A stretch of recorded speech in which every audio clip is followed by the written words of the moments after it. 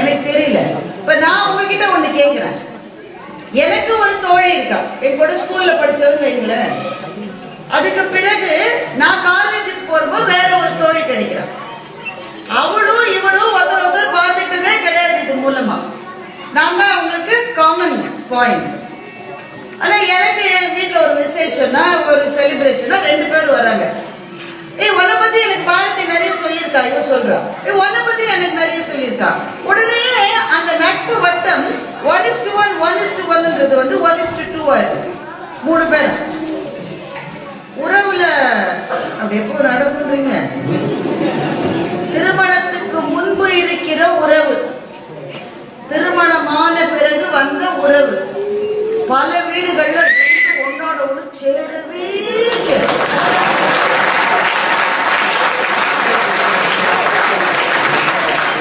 ஓபனா பேசலாம். யூடியூப்ல எடுப்பீங்களா? இருந்தாலும் பேசலாம். இந்த மைக்ல பேசுறது ஒண்ணும் பிரச்சனை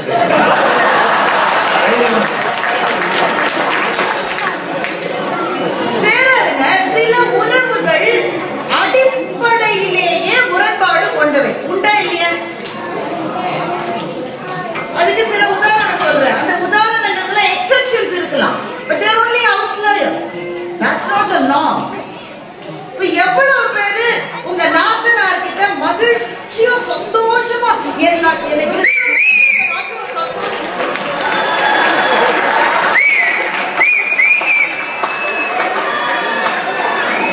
எவ்வளவு பேர் பாதிக்கப்பட்டிருக்காங்க. நாத்தனாருக்காக விசா அப்ளை பண்ண ஆள் யாரு? நாத்தனாரா இருக்கிற அந்த பெண்ணு எந்த விதத்திலும் தவறான பெண்ணு. அவங்க நல்லவங்க, இவங்களும் நல்லவங்க.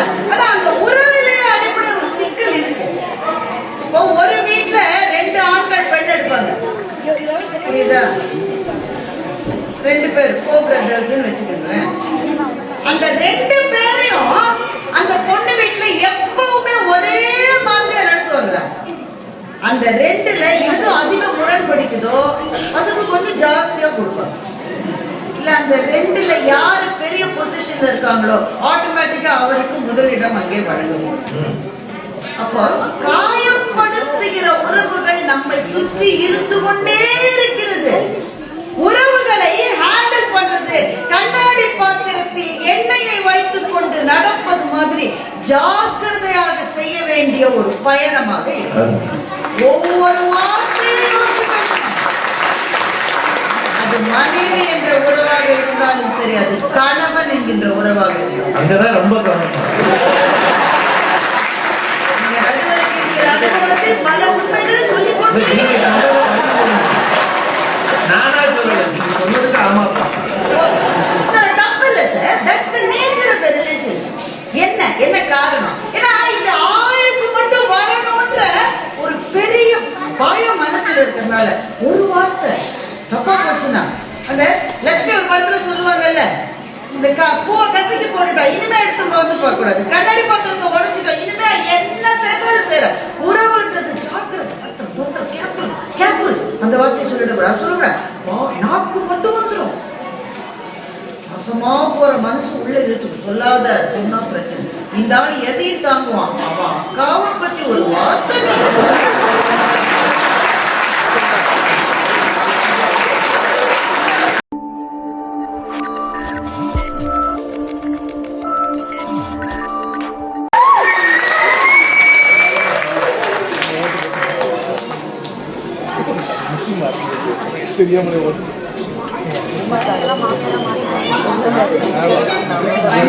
அறிவும் வாய்ந்த நடுவர்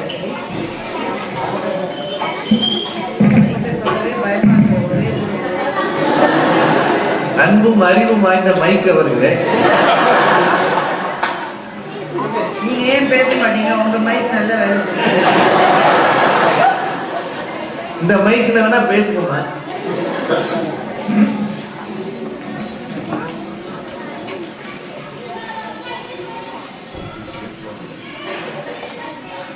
மேடையிலே இருக்கின்ற பேச்சாளர் பெருமக்களே, சாண்டியாகோ தமிழ்ச்சங்கத்தை சார்ந்த அனைத்து நண்பர்களே, இந்த அரங்கத்திலே கூடியிருக்கின்ற அன்பு தமிழ் மக்களே, எல்லாருக்கும் என்னுடைய பணிவான வணக்கங்கள். பொங்கல் திருநாள் நல்வாழ்த்துக்கள்.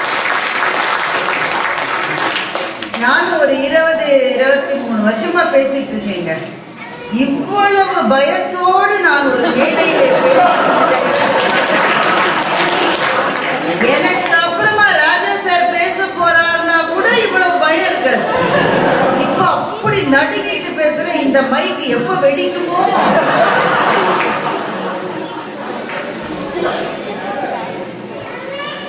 ஒரு நல்ல தலைப்பை இவ்வளவு ரசித்து கேட்கிற இவ்வளவு சிறப்பான அவை அமைத்திருப்பது எங்களுடைய அதிர்ஷ்டம்.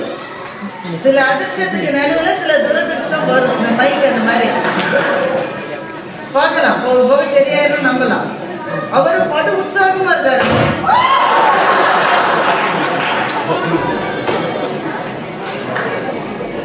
இந்த மைக்க வேணா அவங்களுக்கு வைங்க, அவங்க பேசி முடிச்ச பிறகு நான் வேணா, நீங்க நடுவில் ஏதாவது சொல்லணும்னு தெரியல. நானா சொல்லிக்கிறேன். இல்ல தயவு செய்து யாராவது ஒருத்தர் வாங்க. இல்ல இல்ல ஜேசு பரவாயில்ல. ஏன்னா உங்களுக்கு ஃப்ளோ கரெக்டே. அந்த மைக் ஆஃப் பண்ணிடுறேன்.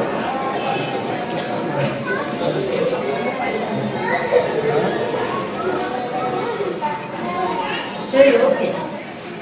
இந்த நடுவில் டமா டமா சத்தம் கேட்கும்போது எல்லாரும் நீங்க கை தட்டிடுங்க. நான் கூட நினைச்சுதான் என் கை பெருமக்களை, இந்த மாதிரி சில பிரச்சனைகள் இருக்கிறதுனால நீண்ட நேரம் இங்க பேசுவதற்கு வாய்ப்பு இல்லைன்னு நினைக்கிறேன். பாக்குற முடிஞ்ச மட்டும் எனக்கு முன்னாலே பேசிய வள்ளி அவர்களை மனமாற பாராட்டுகின்றோம். என்னை இவ்வளவு மேடைகள் கண்டு பலவிதமான மைக்குகளை சந்தித்த எங்களுக்கே ஒரு அச்சம் இருக்கிறது என்றால், அவ்வளவு பெரிய வாய்ப்புகளை பெறாத அவர் ஒரு பதட்டம் இல்ல, ஒரு தயக்கம் இல்ல, போடு போடுன்னு போட்டாங்க. அவருக்கும் இந்த மேடையிலே இதுவரை பேசிய அத்தனை பேச்சாளர்களுக்கும் என்னுடைய பாராட்டுகளை, வாழ்த்துக்களை முதலிலே நான் தெரிவித்துக் எல்லாருமே ரொம்ப சிறப்பா பேசினாங்க. குறிப்பாக அந்த குழந்தைகள் பேசுற போது இந்த மைக்கு கூட அவங்களதான் சப்போர்ட் பண்ணிருப்பாரு. அப்பா அவர்களுக்கும் என்னுடைய வாழ்த்துக்கள். சாண்டியாகோ தமிழ்ச்சங்கம் எங்களை பெருமைப்படுத்தி இருக்கிறது. எங்கள் வாழ்வும் எங்கள் வளமும் மங்காத தமிழ் என்று சங்கே முழங்கு என்று சொன்ன பாரதிதாசனின் வழி நின்று உங்களினுடைய சொந்த மண்ணை விட்டு இங்கே வந்த பிறகும் தமிழ் மொழியால் இணைந்திருக்கின்ற உங்கள் அத்தனை பேரையும் பாராட்டி மகிழ்கின்றேன். வள்ளி பேசுறப்போ சொன்னாங்க, யாராவது பிரார்த்தனை செய்வீங்களா நண்பர்களுக்கு? அப்படியேம்மா, எனக்காக நிறைய பேர் பிரார்த்தனை பண்ணாங்க.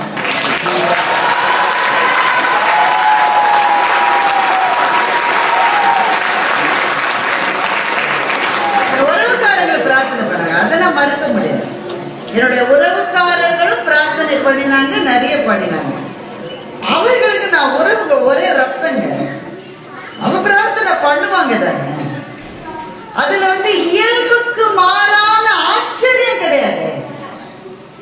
ஆனா உலகம் முழுவதும் எனக்கு என்னுடைய நண்பர்கள் பல பேர் என்று பேசுனது கிடையாது.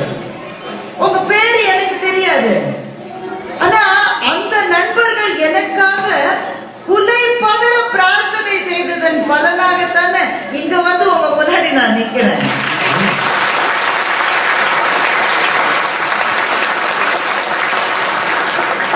வள்ளி, அதுதான் நட்பு.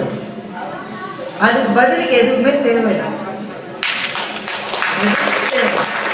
பிரார்த்தனை பண்ண பல பேருக்கு நல்லா தெரியும், அவங்க வாழ்க்கையில அவங்க நேரடியா என்னை சந்திக்கிறதுக்கு வாய்ப்பே இல்லைன்னு தெரியும். இருந்தாலும் பிரார்த்தனை பண்ணாங்கல்ல, அந்த நட்பை கொண்டாடுறதுக்கு தான் நாங்க 4 பேர் இங்க வந்திருக்கோம்.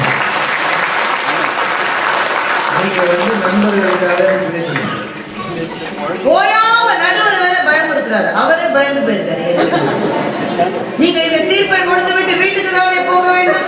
நீங்க பேசுகிற நீங்கள் எல்லாம் இங்க பேசி வீட்டுக்கு தான் போறோம். எங்க போச்சுருக்கீங்க?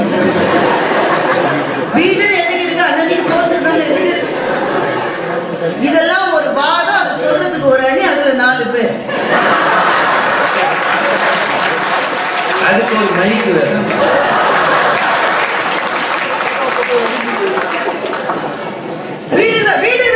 போவோம். வேற எங்க போய் சொல்றீங்க இங்க? உடனே முகம் நக நட்பது நட்பு, நெஞ்சத்து அகம் நக நட்பது நட்பு. வள்ளுவர் சொன்னது சொல்லிட்டு சொல்றாரு, நட்புல கூட ஒரு எதிர்பார்ப்பு இருக்குன்னு வள்ளுவர் சொன்னார். வள்ளுவர் உங்ககிட்ட சொன்னாரு, நெஞ்சத்து அகம் நக நட்பது நட்பு. முகத்துல சிரிக்கிறது கிடையாது. என்னுடைய நண்பனை பார்க்கிற போது, அவன்கிட்ட எனக்கு ஒரு இமெயில் வர்ற போது, அவன் இங்க வரப்போறான்னு கேள்விப்படுகிற போது என் நெஞ்சம் மலர்ந்து விடுகிறது. அதுதான் நட்புன்னு வள்ளுவர் சொன்னார். அதுல எதிர்பார்ப்பு இருக்குன்னு உங்களுக்கு யாருமே சொல்லுங்க. இதுக்குதான் சரியான போராட்டத்தை படிக்கணும்னு தலைவலியா நீங்களா ஒரு நோட்ஸ் போடக்கூடாது. அவங்க நான் இன்னும் அந்த குரலுக்கு நான் விலக எழுதலை. இன்னும் அடுத்த வாரம் அதுதான் அவங்க சொன்னாங்க. வள்ளி சொன்னாங்க, நண்பன் என்கிறவன் தனியா நிற்கிறான். உறவு என்பது நிறைய பேர், நிறைய உறவுகளை அடிக்கி எல்லாம் ஒன்னா இருக்கு. நண்பன் என்பவன் ஒத்தையில இருக்கு. அப்படிதான் நம்ம சொன்னீங்களா? என்ன பாதிதான் கேட்டுச்சு. நண்பன் என்பவன் ஒத்தையில இருக்கானா எனக்கு தெரியல. இப்ப நான் உங்ககிட்ட ஒண்ணு கேட்கிறேன். எனக்கு ஒரு தோழி இருக்கா, என் கூட ஸ்கூல்ல படிச்சவங்க வைங்களேன். அதுக்கு பிறகு நான் காலேஜுக்கு போறப்போ வேற ஒரு தோழி கிடைக்கிறான்.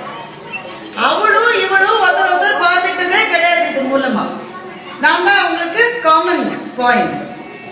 ஆனா எனக்கு என் வீட்டுல ஒரு விசேஷம்னா, ஒரு செலிப்ரேஷனா 2 பேர் வராங்க. உன்னை பத்தி எனக்கு பாரதி நிறைய சொல்லியிருக்கா, இவ சொல்றா. உன்னை பத்தி எனக்கு நிறைய சொல்லியிருக்கா. உடனே அந்த நட்பு வட்டம் 1:1 1:1 வந்து 1:2 ஆயிருக்கு. 3 பேர் உறவுல அப்படி எப்போ நடக்குறீங்க? திருமணத்துக்கு முன்பு இருக்கிற உறவு, திருமணமான பிறகு வந்த உறவு, பல வீடுகள்ல ஒன்னோட ஒண்ணு சேரவே சேரும்.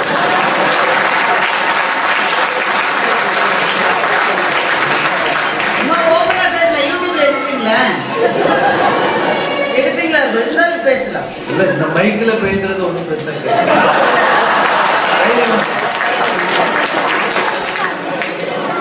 சேராதுங்க.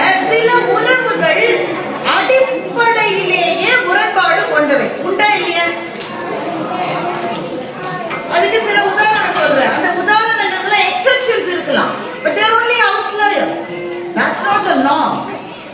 இப்ப எவ்வளவு பேரு உங்க நாத்தனார் கிட்ட மகிழ்ச்சியா சந்தோஷமா எனக்கு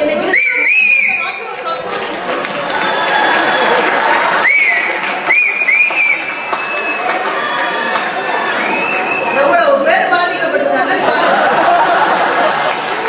நாத்தனாருக்காக விசா அப்ளை பண்ண ஆள் யாரு? நாத்தனாரா இருக்கிற அந்த பெண்ணு எந்த விதத்திலும் தவறான பெண்ணு. அவங்க நல்லவங்க, இவங்களும் நல்லவங்க. ஆனா அந்த உறவிலேயே அடிப்படை ஒரு சிக்கல் இருக்கு. இப்போ ஒரு வீட்டுல 2 ஆண்கள் பெண் எடுப்பாங்க, புரியுதா? 2 பேர் கோ பிரதர்ஸ் வச்சுக்கோங்களேன். அந்த 2 பேரையும் அந்த பொண்ணு வீட்டுல எப்பவுமே ஒரே மாதிரியா நடத்துவாங்க. அந்த 2ல எது அதிக முரண்படிக்குதோ அதுக்கு கொஞ்சம் ஜாஸ்தியா கொடுப்பாங்க. இல்ல அந்த 2ல யாரு பெரிய பொசிஷன்ல இருக்காங்களோ ஆட்டோமேட்டிக்கா அவருக்கு முதலிடம் அங்கே வழங்கும். அப்போ காயப்படுத்துகிற உறவுகள் நம்மை சுற்றி இருந்து கொண்டே இருக்கிறது. உறவுகளை ஹேண்டில் பண்றது கண்ணாடி பாத்திரத்தில் எண்ணெயை வைத்துக் கொண்டு நடப்பது மாதிரி ஜாக்கிரதையாக செய்ய வேண்டிய ஒரு பயணமாக இருக்கு. ஒவ்வொரு வார்த்தையும் அது மனைவி என்ற உறவாக இருந்தாலும் சரி, அது கணவன் என்கின்ற உறவாக இருந்தாலும் அங்கதான் ரொம்ப கவனம். பல உண்மைகளை சொல்லி நானா சொல்லல, நீங்க சொன்னதுக்கு ஆமா. தப்பு இல்ல sir. That's the nature of the relationship.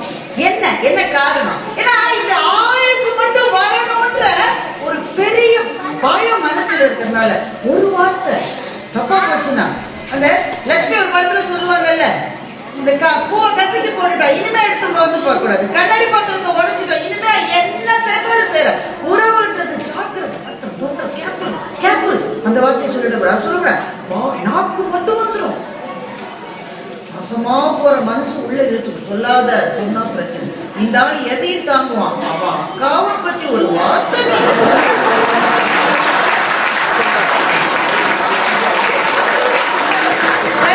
உறவுகளை தவறா சொல்லுதான் நினைக்காதீங்க. அதுதான் இயல்பு. மனிதர்களோட இயல்பு அதுதான். சார், உறவுகளுக்குள்ள பொறாமையே இல்லைன்னு யாரால தைரியமா இங்க சொல்ல முடியும்? நீங்க எவ்வளவு பேர் இடத்துல வந்திருக்கீங்க. உங்க ஆரம்பம் ரொம்ப சாதாரணமா வந்திருக்கீங்க. இருக்கிற சில பேர் நீங்க பக்கத்துல இருக்கிற நகரத்துக்கு போக முடியுமான்னு கூட உங்களுக்கு தெரிஞ்சிருக்காரு. பக்கத்துல இருக்கிற நகரத்துக்கு போறதுல சாண்டியாகல வந்து உட்கார்ந்து இருக்கீங்க. எல்லாரும் தான் நெரு பிடிச்சிருக்கு. நீங்க சிரிச்சுக்கிட்டே இருக்கீங்க. எங்க ஊருக்கு வரலையே. இப்ப உங்க உறவுக்காரங்க சொல்லி எவ்வளவு அடிக்கினாங்க. பெரியம்மா பெரியப்பா சிலோ டிவியில சொல்லாம சொன்னாங்க. அம்மா அம்மம்மா அப்பப்பா தாத்தா பாட்டு எல்லா உறவுல எல்லாருமே முழு மனசோட சந்தோஷப்பட்டாங்கன்னு எவ்வளவு பேர் சொல்ல முடியும்? சொல்லுங்க நீங்க. லேசா பொறாமையினுடைய கத்தி குத்து எத்தனை பேருடைய மனதிலே இருந்தது. சொந்த அண்ணனாவே இருக்கிறார். சரி, நண்பர்ல பொறாமை இருக்கும். எனக்கு என்ன அட்வான்டேஜ்னா, பொறாமை பிடித்திருக்கிற ஒரு நண்பனை நீ நண்பன் இல்லைன்னு விட்டு விலகுகிற சுதந்திரத்தை நட்பு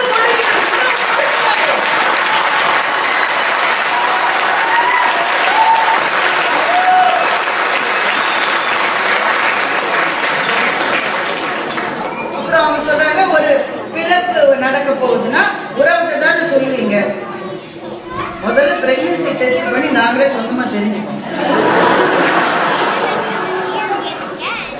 அடுத்தது, இங்க நீங்க இருந்தீங்கன்னா கட்டாயமா முதல்ல அப்பா அம்மாவுக்கு சொல்லுவீங்க. அது எந்த மாற்று கருத்து அப்படித்தானே சார் இருக்கணும். அது கூட இல்லைன்னா அப்புறம் என்ன பேரண்ட்ஸ் அவர்களுக்கு தாண்டி டிக்கெட் போட்டு மாமனா மாமியா அப்பா அம்மாவை வரவழைக்கிற. எதுக்கு? பிள்ளை தூக்கத்துக்கு வேற யார் கிடைப்பாங்க?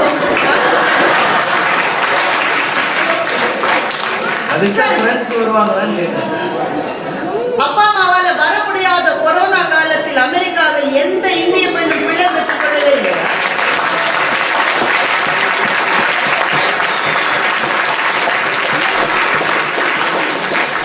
அப்பா மட்டும் ஃபேமிலி பிளானிங்க. யார் சார் வந்து பார்த்தாங்க? அப்பா அம்மாவால வர முடியாது. அந்த மனசு துடிச்சிருக்கும். அதை நான் குறைச்சு சொன்னது. இங்க இருக்கிற அம்மாவுக்கும் அப்பாவுக்கும் மனசு துடிச்சிருக்கேன். பிள்ளைங்க அங்க குழந்தை பிறகு போக முடியல. அந்த அப்பா அம்மாவே என்ன செஞ்சிருப்பாங்க தெரியுமா? இங்க இருக்கிற உங்க ஃப்ரெண்டுக்கு போன் பண்ணி, என்னால வர முடியலம்மா, இந்த நேரம் இருக்குமா,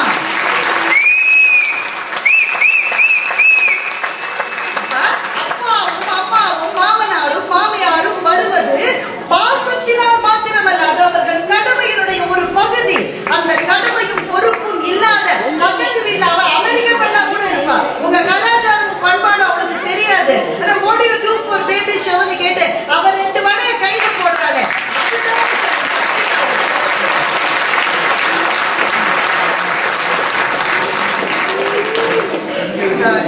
வள்ளியம்மாவுக்கு தான் இங்க சாம்பார் எல்லாம் கொடுத்தாங்க.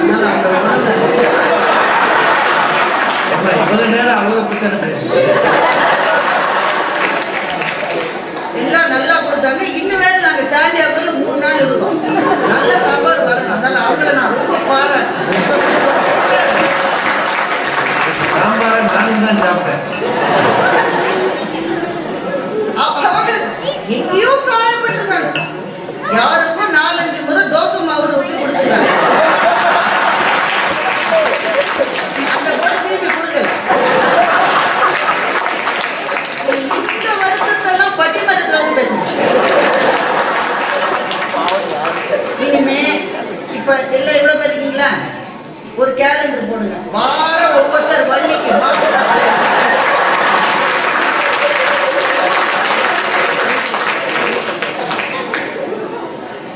நட்பு என்பது நம்ம பிளாக் பண்ணிடும். உறவு பிளாக் பண்ண சில உறவுகள் பிளாக் பண்ணலே இருந்தா எங்களுக்கு கஷ்டம். சார், உறவு ரொம்ப உதவி செய்யும் சார். நான் அதெல்லாம் மறுக்கிறதுக்காக இங்க வரல. பட்டிமன்றத்துக்காக நான் உறவுகள் அப்படிலாம் குறைச்சு பேச நான் வரேன். என்ன பிரச்சனைனா, அவங்க உதவி பண்ணாங்கன்றதை எங்களை மறக்கவே விட மாட்டோம்.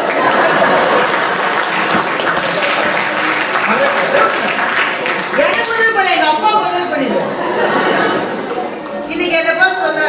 மேடெல்லாம் நீ பேசுற பெரிய ஆளாயிட்ட. உங்க அப்பா அந்த காலத்துல SSLC ஃபீஸ நான் தான் கட்டினேன். நம்ம மறக்க விட மாட்டாங்க சார். தள்ளா விளையுளும் தக்காரம் தாழ்விலாச் செல்வரின் சேர்வது நாடுமுயுவ விளக்க உரை. குறையாத விளைபொருளும் தக்க அறிஞரும் கேடில்லாத செல்வம் உடையவரும் கூடி பொருந்தியுள்ள நாடே நாடாகும். அட்வர்டைஸ்மெண்ட் சாலமன் பாப்பையா விளக்க உரை. குறையாத உற்பத்தியே தரும் உழைப்பாளர்களும் அறமுணர்வு உடையவர்களும் சுயநலம் இல்லாத செல்வரும் சேர்ந்து வாழ்வதே நாடு. கலைஞர் விளக்க உரை. செழிப்பு குறையாத விளைபொருள்களும் சிறந்த பெருமக்களும் செல்வத்தை தீய வழியில் செலவிடாதவர்களும் அமைய பெற்றதே நல்ல நாடாகும். தள்ளா விளையுளும் தக்காரம் தாழ்விலாச் செல்வரின் சேர்வது நாடுமுயுவ விளக்க உரை. குறையாத விளைபொருளும் தக்க அறிஞரும் கேடில்லாத செல்வம் உடையவரும் கூடி பொருந்தியுள்ள நாடே நாடாகும். அட்வர்டைஸ்மெண்ட் சாலமன் பாப்பையா விளக்க உரை. குறையாத உற்பத்தியே தரும் உழைப்பாளர்களும் அறமுணர்வு உடையவர்களும் சுயநலம் இல்லாத செல்வரும் சேர்ந்து வாழ்வதே நாடு. கலைஞர் விளக்க உரை. செழிப்பு குறையாத விளைபொருள்களும் சிறந்த பெருமக்களும் செல்வத்தை தீய வழியில் செலவிடாதவர்களும் அமைய பெற்றதே நல்ல நாடாகும். தள்ளா விளையுளும் தக்காரம் தாழ்விலாச் செல்வரின் சேர்வது நாடுமுயுவ விளக்க உரை. குறையாத விளைபொருளும் தக்க அறிஞரும் கேடில்லாத செல்வம் உடையவரும் கூடி பொருந்தியுள்ள நாடே நாடாகும். அட்வர்டைஸ்மெண்ட் சாலமன் பாப்பையா விளக்க உரை. குறையாத உற்பத்தியே தரும் உழைப்பாளர்களும் அறமுணர்வு உடையவர்களும் சுயநலம் இல்லாத செல்வரும் சேர்ந்து வாழ்வதே நாடு. கலைஞர் விளக்க உரை. செழிப்பு குறையாத விளைபொருள்களும் சிறந்த பெருமக்களும் செல்வத்தை தீய வழியில் செலவிடாதவர்களும் அமைய பெற்றதே நல்ல நாடாகும். தள்ளா விளையுளும் தக்காரம் தாழ்விலாச் செல்வரின் சேர்வது நாடுமுயுவ விளக்க உரை. குறையாத விளைபொருளும் தக்க அறிஞரும் கேடில்லாத செல்வம் உடையவரும் கூடி பொருந்தியுள்ள நாடே நாடாகும். அட்வர்டைஸ்மெண்ட் சாலமன் பாப்பையா விளக்க உரை. குறையாத உற்பத்தியே தரும் உழைப்பாளர்களும் அறமுணர்வு உடையவர்களும் சுயநலம் இல்லாத செல்வரும் சேர்ந்து வாழ்வதே நாடு. கலைஞர் விளக்க உரை. செழிப்பு குறையாத விளைபொருள்களும் சிறந்த பெருமக்களும் செல்வத்தை தீய வழியில் செலவிடாதவர்களும் அமைய பெற்றதே நல்ல நாடாகும். தள்ளா விளையுளும் தக்காரம் தாழ்விலாச் செல்வரின் சேர்வது நாடுமுயுவ விளக்க உரை. குறையாத விளைபொருளும் தக்க அறிஞரும் கேடில்லாத செல்வம் உடையவரும் கூடி பொருந்தியுள்ள நாடே நாடாகும். அட்வர்டைஸ்மெண்ட் சாலமன் பாப்பையா விளக்க உரை. குறையாத உற்பத்தியே தரும் உழைப்பாளர்களும் அறமுணர்வு உடையவர்களும் சுயநலம் இல்லாத செல்வரும் சேர்ந்து வாழ்வதே நாடு. கலைஞர் விளக்க உரை. செழிப்பு குறையாத விளைபொருள்களும் சிறந்த பெருமக்களும் செல்வத்தை தீய வழியில் செலவிடாதவர்களும் அமைய பெற்றதே நல்ல நாடாகும். தள்ளா விளையுளும் தக்காரம் தாழ்விலாச் செல்வரின் சேர்வது நாடுமுயுவ விளக்க உரை. குறையாத விளைபொருளும் தக்க அறிஞரும் கேடில்லாத செல்வம் உடையவரும் கூடி பொருந்தியுள்ள நாடே நாடாகும். அட்வர்டைஸ்மெண்ட் சாலமன் பாப்பையா விளக்க உரை. குறையாத உற்பத்தியே தரும் உழைப்பாளர்களும் அறமுணர்வு உடையவர்களும் சுயநலம் இல்லாத செல்வரும் சேர்ந்து வாழ்வதே நாடு. கலைஞர் விளக்க உரை. செழிப்பு குறையாத விளைபொருள்களும் சிறந்த பெருமக்களும் செல்வத்தை தீய வழியில் செலவிடாதவர்களும் அமைய பெற்றதே நல்ல நாடாகும். தள்ளா விளையுளும் தக்காரம் தாழ்விலாச் செல்வரின் சேர்வது நாடுமுயுவ விளக்க உரை. குறையாத விளைபொருளும் தக்க அறிஞரும் கேடில்லாத செல்வம் உடையவரும் கூடி பொருந்தியுள்ள நாடே நாடாகும். அட்வர்டைஸ்மெண்ட் சாலமன் பாப்பையா விளக்க உரை. குறையாத உற்பத்தியே தரும் உழைப்பாளர்களும் அறமுணர்வு உடையவர்களும் சுயநலம் இல்லாத செல்வரும் சேர்ந்து வாழ்வதே நாடு. கலைஞர் விளக்க உரை. செழிப்பு குறையாத விளைபொருள்களும் சிறந்த பெருமக்களும் செல்வத்தை தீய வழியில் செலவிடாதவர்களும் அமைய பெற்றதே நல்ல நாடாகும். தள்ளா விளையுளும் தக்காரம் தாழ்விலாச் செல்வரின் சேர்வது நாடுமுயுவ விளக்க உரை. குறையாத விளைபொருளும் தக்க அறிஞரும் கேடில்லாத செல்வம் உடையவரும் கூடி பொருந்தியுள்ள நாடே நாடாகும். அட்வர்டைஸ்மெண்ட் சாலமன் பாப்பையா விளக்க உரை. குறையாத உற்பத்தியே தரும் உழைப்பாளர்களும் அறமுணர்வு உடையவர்களும் சுயநலம் இல்லாத செல்வரும் சேர்ந்து வாழ்வதே நாடு. கலைஞர் விளக்க உரை. செழிப்பு குறையாத விளைபொருள்களும் சிறந்த பெருமக்களும் செல்வத்தை தீய வழியில் செலவிடாதவர்களும் அமைய பெற்றதே நல்ல நாடாகும். கள்ளா விளையுளும் தக்காரும் தாழ்விலாச் செல்வரின் சேர்வது நாடுமுயுவ விளக்க உரை. குறையாத விளைபொருளும் தக்க அறிஞரும் கேடில்லாத செல்வம் உடையவரும் கூடிப் பொருந்தியுள்ள நாடே நாடாகும். அட்வர்டைஸ்மெண்ட் சாலமன் பாப்பையா விளக்க உரை. குறையாத உற்பத்தியே தரும் உழைப்பாளர்களும் அறவுணர்வு உடையவர்களும் சுயநலம் இல்லாத செல்வரும் சேர்ந்து வாழ்வதே நாடு. கலைஞர் விளக்க உரை. செழிப்பு குறையாத விளைபொருள்களும் சிறந்த பெருமக்களும் செல்வத்தை தீய வழியில் செலவிடாதவர்களும் அமைய பெற்றதே நல்ல நாடாகும். கள்ளா விளையுளும் தக்காரும் தாழ்விலாச் செல்வரின் சேர்வது நாடுமுயுவ விளக்க உரை. குறையாத விளைபொருளும் தக்க அறிஞரும் கேடில்லாத செல்வம் உடையவரும் கூடிப் பொருந்தியுள்ள நாடே நாடாகும். அட்வர்டைஸ்மெண்ட் சாலமன் பாப்பையா விளக்க உரை. குறையாத உற்பத்தியே தரும் உழைப்பாளர்களும் அறவுணர்வு உடையவர்களும் சுயநலம் இல்லாத செல்வரும் சேர்ந்து வாழ்வதே நாடு. கலைஞர் விளக்க உரை. செழிப்பு குறையாத விளைபொருள்களும் சிறந்த பெருமக்களும் செல்வத்தை தீய வழியில் செலவிடாதவர்களும் அமைய பெற்றதே நல்ல நாடாகும்.